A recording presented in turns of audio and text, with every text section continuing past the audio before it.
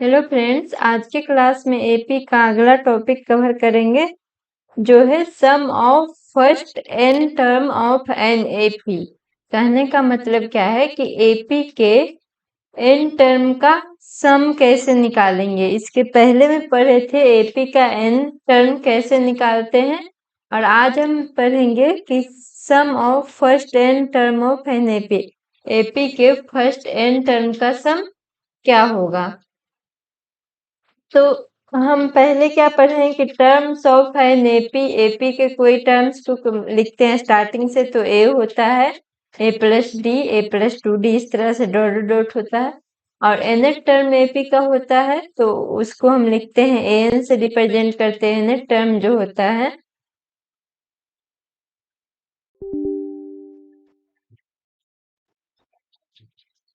उसको हम लोग एन से रिप्रेजेंट करते हैं, तो एन बराबर लिखते हैं a plus n minus one into d. तो अगर एस से हम सम डिनोट करते हैं कि अगर कोई एपी में a one a two a three इस तरह से ए एन टर्म तक दिया हुआ है, तो इसका सारे टर्म का सम क्या होगा। मतलब a one plus a two plus a three dot dot dot plus a n तक का सम क्या होगा। तो अगर हम सम को एस से डिनोट करेंगे तो एस बराबर क्या लिखेंगे, ए one plus a two plus a three dot dot dot कहाँ तक, टोटल एन टर्म है। मान रहे हैं कि एपी में एन टर्म है तो ए एन तक। अब पहला टर्म को तो हम ए से रिप्रेजेंट करते, दूसरा टर्म ए प्लस डी होता है, तीसरा term a plus two d. इस तरह से अगर एनवा टर्म लिखते हैं तो a plus n minus one into d होता है। अब देखो इसको हम रिवर्स करके लिखेंगे।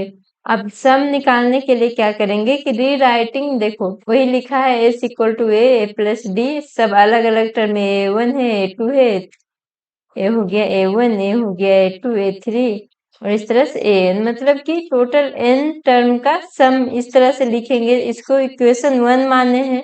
अब इस टर्म जो ये लिखे हैं इसको हम रिवर्स ऑर्डर में लिखेंगे। रिवर्स ऑर्डर कहने का मतलब पहले वाला को बाद में और बाद वाला को पहले में। तो a plus n minus one into d plus इसके पहले क्या होगा, a plus n minus two into d. देखो तो होगा कि नहीं,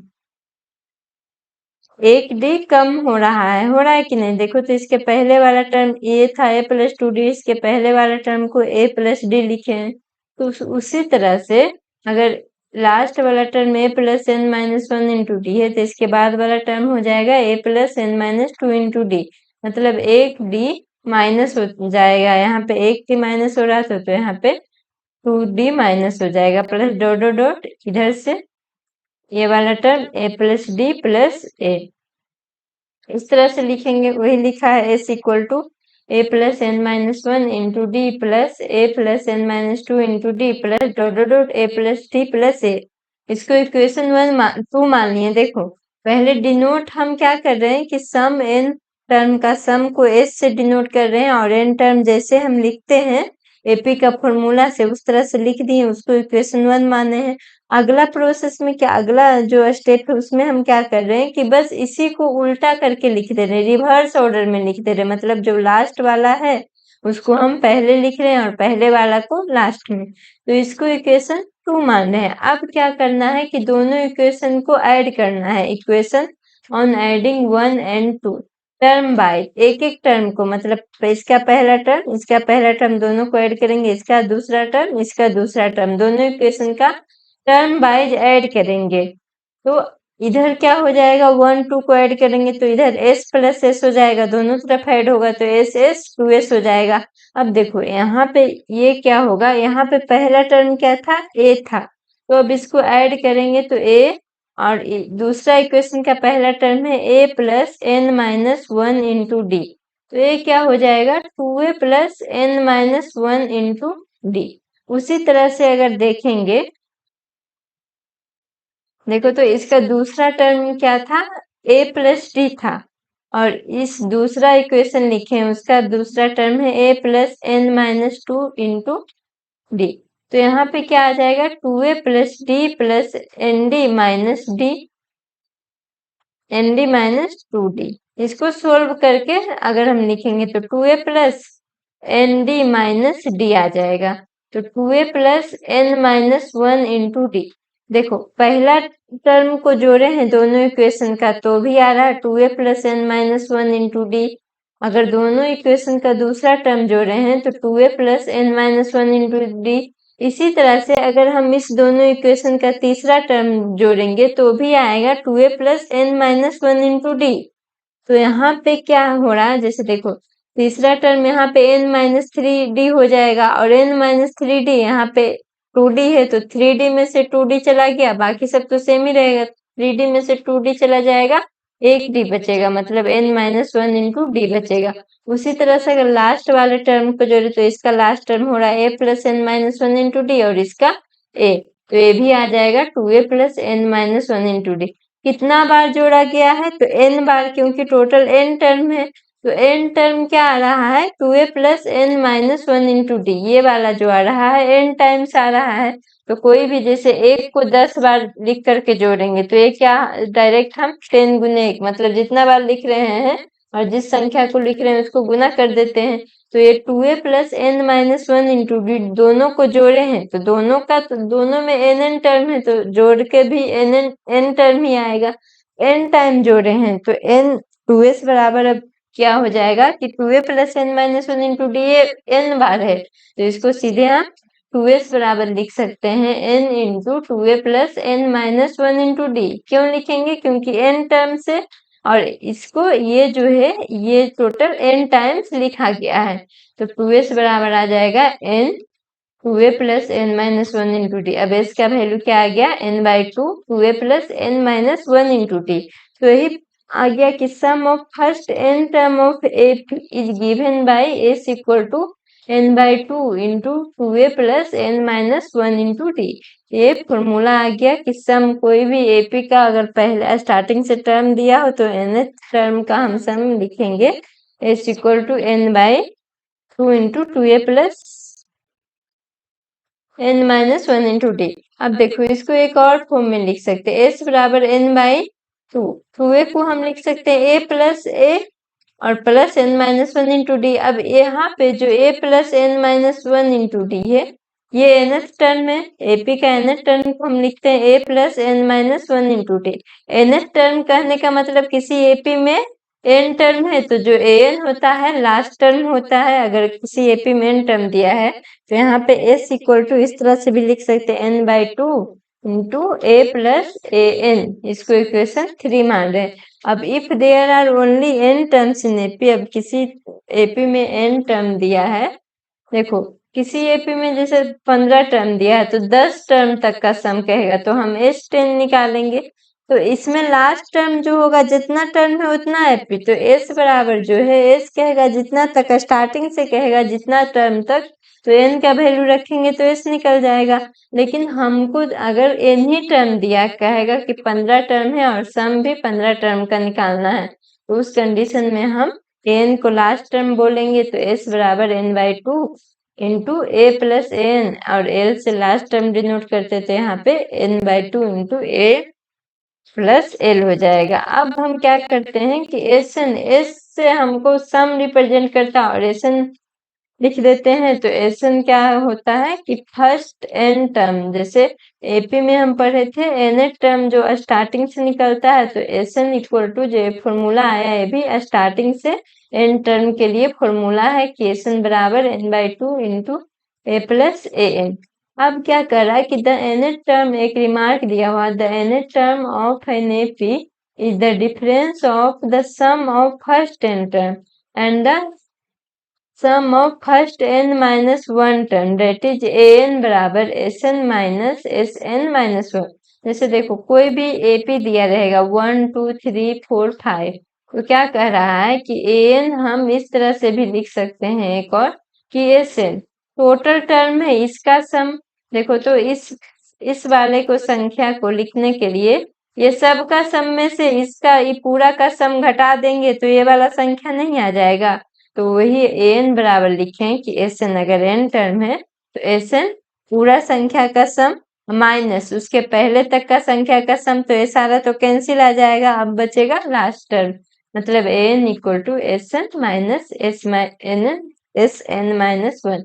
अब एक फॉर्मूला था सम वाला निकल गया कि एसएन बराबर n/2 into 2a plus n-1 into D. दूसरा फॉर्मूला हुआ एस बराबर जब लास्ट टर्म दिया रहेगा तो एस बराबर n/2 into a plus L. अब यही सब फॉर्मूला का यूज करके हम आज इसका एग्जाम्पल बनाएंगे और अगले वीडियो में इसका एक्सरसाइज को सोल्व करेंगे। तो एग्जाम्पल नंबर 13 से स्टार्ट हो रहा है। एग्जाम्पल नंबर 13 देखिए क्या कह रहा है। एक एपी दिया हुआ, how many terms of the AP 24, 21, 18 must be taken so that their sum is 18। अब एक एपी दिया है, उसमें कह रहा है कि 24, 21, 28 इस तरह से एक एपी है। कह रहा है कि इसमें कितना टर्म का सम, मतलब इसमें कितना टर्म को ऐड करेंगे कि जो सम आएगा वो 78 आएगा। तो हम लेट करते हैं कि सम ऑफ n टर्म, इस एपी का जो है n टर्म्स का सम है 78।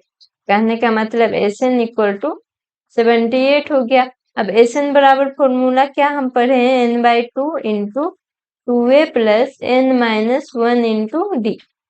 तो यहाँ से n का वैल्यू निकालना है। a का वैल्यू इसमें पता है, a का वैल्यू एपी में 24 है और d का वैल्यू जो है 21 माइनस 24। तो 21 में से 24 गया तो -3। अब Sn बराबर फॉर्मूला पे पुट करेंगे n/2 into 2a plus n-1 into D equal to 78। अब n का वैल्यू निकालना है तो n के जगह पे n ही रहने देंगे, n/2 इंटू 2। a का वैल्यू है 24 प्लस यहाँ पे भी n-1 और d का वैल्यू है -3 इक्वल टू 78। देखो तो इस 2 को इधर ये पूरा में मल्टीप्लाई है n/, यहाँ पे 2 को इस साइड लेके चले जाएंगे क्योंकि 2 जो है कॉमन में है, मतलब यहाँ हो जाएगा n इंटू इधर 48, इसको गुना कर देते हैं तो -3n और -1 इंटू -3 तो +3 बराबर 78। इधर वाला 2 इधर जाके मल्टीप्लाई में हो जाएगा। अब इसको हम क्या लिख सकते हैं, n equal n into 51 minus 3n बराबर 78 इंटू 2 a आ जाएगा 156। इसको हम लिख सकते हैं 51n minus 3n square equal to 156। अब एक क्वाड्रेटिक इक्वेशन के फॉर्म में आ गया तो -3n square plus 51n minus 156 बराबर 0। तो हम यहाँ पे देखते हैं क्वाड्रेटिक इक्वेशन को सोल्व करने के लिए हम जनरल में क्या करते हैं, ऐसे भी बनेगा लेकिन इसका जो आगे का है, जो n स्क्वायर सबसे बड़ा पावर रहता है, उसका वैल्यू को हम हमेशा पॉजिटिव करके बनाते हैं, जिससे थोड़ा कैलकुलेशन में इजी आ जाता है। तो 3n स्क्वायर, यहाँ पे माइनस अगर कॉमन ले रहे हैं तो यहाँ हो जाएगा 3n स्क्वायर, ये प्लस था तो ये माइनस, सारा वैल्यू चेंज हो जाएगा, सारा वैल्यू नहीं साइन चेंज हो जाएगा। यहाँ पे माइनस था तो प्लस 156 बराबर 0। अब 0 को इधर माइनस से, मतलब -1 है तो 0/-1 तो -0 तो 0 हो जाएगा। तो इसको हम डायरेक्ट लिख सकते 3n square minus 51n plus 156 बराबर 0। अब यहाँ से देख लो 3 कॉमन हो रहा है तो 3n स्क्वायर माइनस 17n और प्लस ये आ जाएगा 51। 3 से अगर कटे तो 3 × 5 = 15, ये 52 आ जाएगा इक्वल टू 0। तो यहाँ से एक क्वाड्रेटिक इक्वेशन बन इक्वल टू 0 आ जाएगा। तो अब इसको क्वाड्रेटिक इक्वेशन, मतलब बीच वाला जो टर्म है 17, इसको इस तरह से तोड़ेंगे कि जोड़ने घटाने पे 17 आना चाहिए और गुना करने पे, मल्टीप्लाई करने पे 52। तो 52 को देखो तो अगर इसको फ्रैक्शन निकाले तो 4 ये 13 बार में, देखो 13 4 17 आ रहा, मतलब एक वैल्यू 4 आएगा, एक वैल्यू 13। तो इसको हम 17n को इस तरह से लिख सकते हैं -4n minus 13n plus 52 equal to 0। अब n यहाँ पे दो को अलग अलग इससे कॉमन लेंगे और इससे, तो n कॉमन लेंगे तो यहाँ पे n-4 बचेगा और यहाँ पे -13 कॉमन लेंगे तो n-4 इक्वल टू 0। अब ये क्या आ गया, n-4 दोनों में से कॉमन आ जाएगा तो यहाँ पे बच जाएगा n और यहाँ पे 13 बराबर 0। अब n बराबर 4 आ गया और n बराबर 13, n का 2 वैल्यू आया। तो यहाँ पे क्या कह रहा है कि कितने टर्म का जो सम है, क्वेश्चन में कह रहा था कि how many terms of the AP must be taken so that their sum is 78। तो देखो n का अब 2 वैल्यू आ गया, निगेटिव वैल्यू आता तो कंसीडर नहीं करते, लेकिन दोनों वैल्यू आया है, पॉजिटिव आया है, तो दोनों को कंसीडर करना पड़ेगा।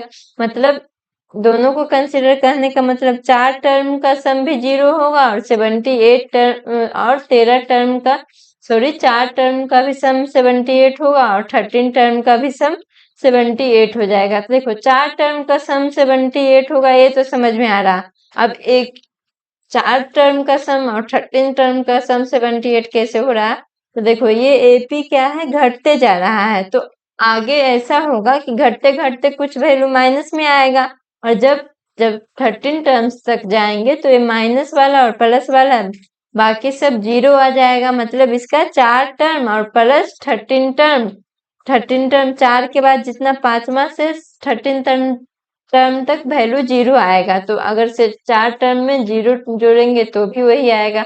कहने का मतलब कि दो अलग अलग टर्म का सम 0 सम 1 हो सकता है और जब एपी डिक्रीजिंग ऑर्डर में रहेगा तब। अब हम इसका एग्जाम्पल नंबर 14 को सोल्व करेंगे। Find the sum of first 1000 positive, 2 question दिया हुआ 14 का। फर्स्ट में कह रहा है कि first 1000 positive integer, first 1000 positive integer क्या होता है, 1 2 3 1000। कहने का मतलब 1 से स्टार्ट होगा, पॉजिटिव इंटीजर है तो 1 से स्टार्ट होगा फिर बढ़ते जाएगा, कहाँ तक जाएगा 1000 तक। निकालना क्या है, 1 प्लस 2 प्लस 3, इसका सम निकालना है। तो सम निकालना है, एक एपी बन रहा है सबका, जो कॉमन डिफरेंस है 1 है, तो इसमें एपी फर्स्ट टर्म 1 आ रहा है और कॉमन डिफरेंस भी 1 है। अब देखो तो इसमें हमको पता है फर्स्ट टर्म 1 है, 2 फॉर्मूला हम सम निकालने के लिए पढ़े थे, एक तो फर्स्ट टर्म और कॉमन डिफरेंस पता हो और एक पढ़े थे फर्स्ट टर्म और लास्ट टर्म पता हो, उससे भी हम एपी निकाल सकते हैं। तो एन बराबर एक और फॉर्मूला पढ़े थे, n/2 into A plus a N. तो हम मान लेते हैं कि इसमें टोटल n टर्म है, तो इसका ये लास्ट टर्म कौन सा हो गया, इसको l को हम 1000 तक निकालने ही बोल रहा था तो 1000 लास्ट टर्म हो जाएगा। इसी को हम लिख रहे थे n/2 इंटू ए प्लस एल। तो यहाँ पे n का वैल्यू भी 1000 हो जाएगा, इसमें टोटल 1000 टर्म होगा तो n बराबर 1000। तो 1000 बाई 2 इंटू ए का वैल्यू 1 और एल का वैल्यू जो लास्ट टर्म है वो 1000। एन भी इसको लिख सकते हैं, जैसे इसको 1 माने 2 माने तो ये वाला एन देगा अगर टोटल एन टर्म है तो 1000 से 2 काटेंगे तो ये 500 इंटू 1001। अब 1001 को 5 से मल्टीप्लाई करेंगे तो आ जाएगा 500500। मतलब कि इस जो 1000 फर्स्ट पॉजिटिव टर्म का इंटीजर जो आएगा, फर्स्ट 1000 पॉजिटिव इंटीजर का सम जो आएगा ये 500। अब इसी का एक और क्वेश्चन है, क्वेश्चन नंबर 2। इसमें वैल्यू दिया हुआ था, इसमें कह रहा है कि the first n positive integer, first n positive integer क्या होगा, तो पॉजिटिव इंटीजर स्टार्ट होता है 1 से 1 2 3 डॉट डॉट डॉट और कहाँ तक जाएगा n तक जाएगा, n तक का हमको सम निकालना है। तो इसमें भी एपी दिया हुआ है a और ये जो है कॉमन डिफरेंस 1 है और इसका भी लास्ट टर्म पता है। लास्ट टर्म क्या पता है कि n पॉजिटिव इंटीजर, मतलब इसका लास्ट टर्म जो है n है। तो एस एन बराबर फॉर्मूला लगाएंगे n/2 इंटू ए प्लस एल। n का value, n number of term total कितने हैं n है तो n के जगह पे n ही रहने देंगे और a की जगह पे 1 प्लस n। अब इसको इस तरह से लिख सकते हैं n/2 इंटू n प्लस 1। तो एक फॉर्मूला ही बन गया कि अगर कोई भी फर्स्ट ये फॉर्मूला लगा करके देखो एपी से तो ऐसे निकलेगा लेकिन ये जनरल एक फॉर्मूला बन गया कि कोई भी फर्स्ट n पॉजिटिव इंटीजर रहेगा उसका सम हम निकालेंगे तो Sn बराबर n/2 इंटू n+1। जैसे यहाँ पे देखो n का वैल्यू कितना था, हमको फर्स्ट 1000 पॉजिटिव इंटीजर का वैल्यू निकालना था। जब ये स्टार्टिंग से दिया रहेगा तब ये वाला काम करेगा। तो यहाँ पे डायरेक्ट इस फॉर्मूला पे भी हम लगाते हैं तो S1000 बराबर n का वैल्यू हो जाता है 1000 इंटू 1000+1/2। तो यहाँ से 2 से देखो तो सेम ये वाला आ गया था 500 इंटू 1001। तो ये आ गया कि नहीं, मतलब कि ये हम याद रखेंगे। एपी से तो ऐसे निकला है, लेकिन अगर हमको स्टार्टिंग से n पॉजिटिव इंटीजर तक कहेगा तो उसका फॉर्मूला डायरेक्ट भी लगा सकते हैं n/2 इंटू n+1। ये सब ऑब्जेक्टिव क्वेश्चन के लिए आसानी से निकल जाएगा अब फॉर्मूला याद रहेगा तो। अब हम अगला क्वेश्चन देख लेते हैं, क्वेश्चन नंबर 15। क्वेश्चन नंबर 15 में क्या दिया हुआ है कि find the sum of first 24 terms of the list of number whose nth term is given by an दिया है। अब देखो एक an ही दिया है कि an बराबर 3+2n है, इसमें AP नहीं दिया है तो हमको सम का 24 टर्म फर्स्ट 24, देखो कहीं भी कह रहा सम निकालने के लिए जो फॉर्मूला ही पढ़े थे वो हम स्टार्टिंग से टर्म का सम निकालना पढ़े थे। तो यहाँ पे क्वेश्चन में हर क्वेश्चन में मेंशन कर रहा फर्स्ट 24 टर्म, मतलब निकालना है S24। S24 निकालने के लिए क्या चाहिए, n/2 into 2a plus n-1 into d। तो n तो पता है, नंबर ऑफ टर्म कितना का सम निकालना है तो 24 टर्म का। तो n बराबर 24 पता है। अब हमको a पता करना है। a कहने का मतलब a1 फर्स्ट टर्म और d पता करना है। तो d पता करने के लिए हमको एक AP मालूम होना चाहिए। तो पहले जो दिया हुआ है AP किससे, nth टर्म an दिया हुआ है तो nth टर्म से, जैसे an इक्वल टू 3+2n दिया है तो a1 कितना आ जाएगा 3+2 इंटू n की जगह पे वैल्यू पुट करेंगे तो ये 5 आ जाएगा। a2 3+2 इंटू 2 ये 7 आ जाएगा। a3 3+3 इंटू 2 या 2 इंटू 3, बात वही है, n की जगह पे हम 3 रख रहे थे, 3 तो आप देखो तो एक AP क्या बन रहा है, जो टर्म दिया है n टर्म से 5, 7 और 9। अब इसी AP से हम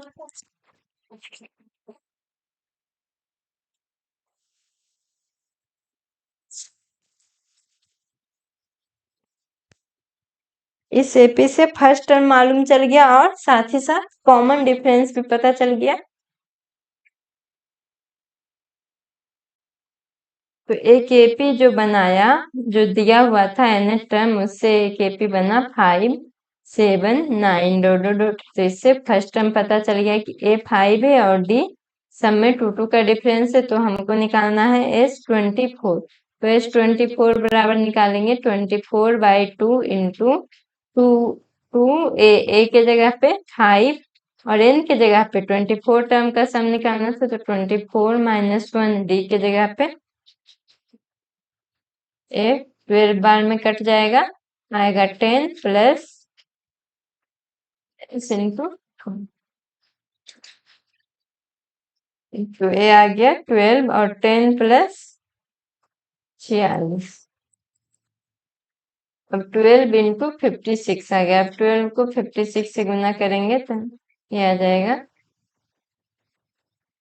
672। मतलब इस AP का फर्स्ट 24 टर्म का सम आएगा 672। यही आंसर हो जाएगा। यही क्वेश्चन में पूछ रहा था कि 24 टर्म का सम क्या होगा। तो an दिया हुआ था, an से हम एक AP बनाए। AP दिया नहीं हुआ था, AP बनाने का जरूरत क्यों पड़ा, क्योंकि हमको फर्स्ट टर्म मालूम करना था, कॉमन डिफरेंस मालूम करना था। जब ये दोनों पता चल गया तो फॉर्मूला पे पुट कर दिए। अभी लास्ट एग्जाम्पल नंबर देख रहे हैं, उसके बाद एक्सरसाइज को सोल्व करेंगे। एग्जाम्पल नंबर 16 में कह रहा है कि a manufacturer of TV set produce 600 set in third year and 700 sets in seventh year, assuming that the production increase uniformly by a fixed number every year. इसमें क्या कह रहा है कि कोई टीवी बनाने वाली कंपनी है, वो उसने क्या बनाया कि थर्ड ईयर में जो बनाया 600 सेट बनाया और सेवन्थ ईयर में 700 सेट बनाया। और इसमें कह रहा है कि मान लेना है कि जो प्रोडक्शन इंक्रीज कर रहा है हर साल, देखो एवरी ईयर से प्रोडक्शन जो इंक्रीज कर रहा है वो फिक्स्ड नंबर से, यूनिफॉर्मली मतलब एक समान फिक्स्ड नंबर से इंक्रीज कर रहा। तो जैसे ही फिक्स्ड नंबर आ गया मतलब जो देगा वैल्यू आएगा वो एक एपी बनाएगा। तो एपी बनाएगा तो एपी में हम एपी के अनुसार ही मानेंगे। तो ये 600 सेट किस ईयर का? थर्ड ईयर का। मतलब कि A3 बराबर 600 दिया हुआ है और A7 बराबर कितना दिया है? देखो 700 set in the seventh year. A7 बराबर 700। हमको इस ये तो पता चल गया कि तीसरा साल में 600 सेट बनाता है और सातवां साल में 700 सेट बनाता है। तो उसके बाद हमको इससे ये नहीं पता चल रहा था जब इतना दे रहा था तो कौन साल में ये एपी में है या किस अनुसार से हर एक साल इसका प्रोडक्शन बढ़ रहा है। लेकिन ये आगे दिया है क्वेश्चन में जो स्टेटमेंट दिया उससे पता चल गया कि हर एक साल यूनिफॉर्मली बढ़ रहा है। यूनिफॉर्मली बढ़ने का मतलब एपी में है, तो इसको एपी वाला टर्म लिख दिए। तो अब a प्लस A3 को हम लिखेंगे a plus 2d equal to 600 और A7 को लिखेंगे a plus 6d equal to 700। उसी तरह से हम जैसे पहले पता करते थे a पता कर लेंगे और d पता कर लेंगे। तो यहाँ पे a प्लस इस वैल्यू को रखने के लिए 6d को 2d plus 4d equal to 700। अभी इसका वैल्यू यहाँ से रखेंगे 600 प्लस 4d बराबर 700। तो d बराबर आ जाएगा 700 में से 600 गया बाई 4, 700 में 600 तो 100/4, d बराबर आ गया 25। तो d कहने का मतलब d जो होता है वही सार बनकर आता है। कॉमन डिफरेंस कहने का मतलब हर साल उतना से इंक्रीज करेगा। तो ये जो यूनिफॉर्मली इंक्रीज कर रहा था वो नंबर फिक्स्ड नंबर जो आ गया वो d आ गया। अब डी आ गया। पूछ क्या रहा है? The production in first year. तो थर्ड ईयर वाले को प्रोडक्शन को A3 माने हैं, तो फर्स्ट ईयर वाले के प्रोडक्शन को जब यूनिफॉर्मली बढ़ रहा है तो एपी के अकॉर्डिंग बढ़ेगा, तो फर्स्ट ईयर वाले प्रोडक्शन को A1 मानेंगे। तो यहाँ से पहले A1 तो पता नहीं चलेगा, यहाँ से हमको अगर डी का वैल्यू इस इक्वेशन में रखते हैं a प्लस 2d बराबर 600 दिया हुआ, तो यहाँ पे अगर d का वैल्यू या फिर इस इक्वेशन में इक्वेशन 1 और इक्वेशन 2 किसी में भी d का वैल्यू रखेंगे तो a का वैल्यू मालूम चल जाएगा। तो a प्लस 2 इंटू 25 बराबर 600। अब a प्लस 2 इंटू 25 50 बराबर 600। तो a का वैल्यू आ गया 600 माइनस 50। 600 में से 50 जाएगा तो यह आ जाएगा 550। देखो तीसरे साल में 600 था तो पहले साल का इतना आ गया, दूसरे साल में 25 बढ़ेगा मतलब 575 आ जाएगा और तीसरे साल में 575 में 25 जोड़ेंगे तो 600 आ जाएगा। एपी कह ही रहा था, उसका कहने का मतलब हर साल 25-25 बढ़ रहा है नंबर, टीबी मैन्युफैक्चरिंग का नंबर। क्वेश्चन में पूछ रहा था कि फर्स्ट ईयर का प्रोडक्शन कितना हुआ, तो फर्स्ट ईयर का, और दूसरा क्वेश्चन में कह रहा है the production in the 10th year. 10th year में कितना प्रोडक्शन हुआ। देखो तो पहला क्वेश्चन बनाएंगे production of TB in first year. तो फर्स्ट ईयर का प्रोडक्शन को हम A1 से रिप्रेजेंट करेंगे और A1 बराबर A होता है तो A का वैल्यू पता है 550। ए इसका आंसर हो जाएगा। दूसरा क्वेश्चन में पूछ रहा था कि production of TV in 10th year, मतलब 10वें साल उसका प्रोडक्शन कितना होगा। तो 10th ईयर में प्रोडक्शन को हम लिखेंगे A10। तो A10 बराबर हो जाता है ना A प्लस 9D। अब A10 तो पता नहीं है तो A10 बराबर हो जाता है A प्लस 9D। ए का वैल्यू पता है 550 और प्लस 9 इंटू डी का वैल्यू 25। तो यहाँ पे 550 अरे 225 आ जाएगा 5, 7, 7। तो 10 ईयर में प्रोडक्शन जो आ जाएगा 10th ईयर में नहीं, 10th ईयर में प्रोडक्शन मतलब सिर्फ 10वें साल का प्रोडक्शन, ऐसा नहीं कि 10 साल का है। ये 10th ईयर मतलब 10वें साल का प्रोडक्शन है। तीसरा क्वेश्चन में पूछ रहा है कि the total production in first 7 year. इसमें 7th ईयर का दिया हुआ था, मतलब सिर्फ 7वां साल में जो प्रोडक्शन है वो 700 सेट है। और इसमें कह रहा है कि total production in first 7 year, मतलब कि पहले से लेकर के पहला साल से लेकर के 7वां साल का टोटल प्रोडक्शन कितना हुआ। तो वो हम कैसे डिनोट करेंगे। क्वेश्चन नंबर तीसरा है प्रोडक्शन इन, एक एपी बना रहा है, तो एपी बना रहा है तो फर्स्ट 7 ईयर एपी बना रहा मतलब पहला कह रहा कि पहले से लेकर के 7वां साल का प्रोडक्शन कितना है, टोटल प्रोडक्शन। तो टोटल प्रोडक्शन निकालने के लिए पहला साल, दूसरा साल, तीसरा साल, सारे साल का जोड़ देंगे तब आ जाएगा टोटल प्रोडक्शन 7 ईयर में कितना हुआ। तो इसको हम कैसे जोड़ेंगे, एपी को हम कैसे जोड़ते हैं, तो S7 से जोड़ेंगे। 7 ईयर का पूछ रहा है तो S7 बराबर हो जाएगा 7/2 into 2a plus n-1 into. अब यहाँ पे सबका वैल्यू पुट कर देंगे। 7/2, 2a का वैल्यू आया था 550 और n का वैल्यू 7-1, d का वैल्यू 25। ये आ जाएगा 7/2 इंटू ये आ जाएगा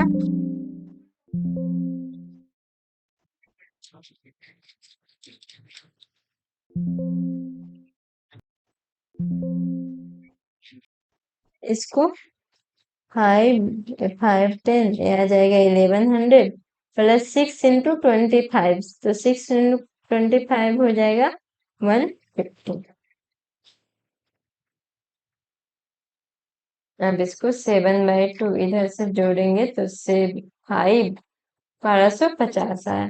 1250 इसको 2 बार में कट करेंगे तो आ जाएगा 625, मतलब 7 इंटू 625। अभी दोनों को मल्टीप्लाई कर लेंगे तो आ जाएगा 143। ये इतना आएगा, मतलब 7 साल का S7 जो आएगा, टोटल प्रोडक्शन 7 साल में जो आएगा टीवी का, इतना टीवी का प्रोडक्शन आएगा। तो ये हम सारा एग्जाम्पल सोल्व करके एक बार देख लिए कि कैसे फॉर्मूला का यूज करते हैं। अगले वीडियो में हम लोग इसका अगला चैप्टर जो है 5.3 उसका क्वेश्चन को सोल्व करेंगे।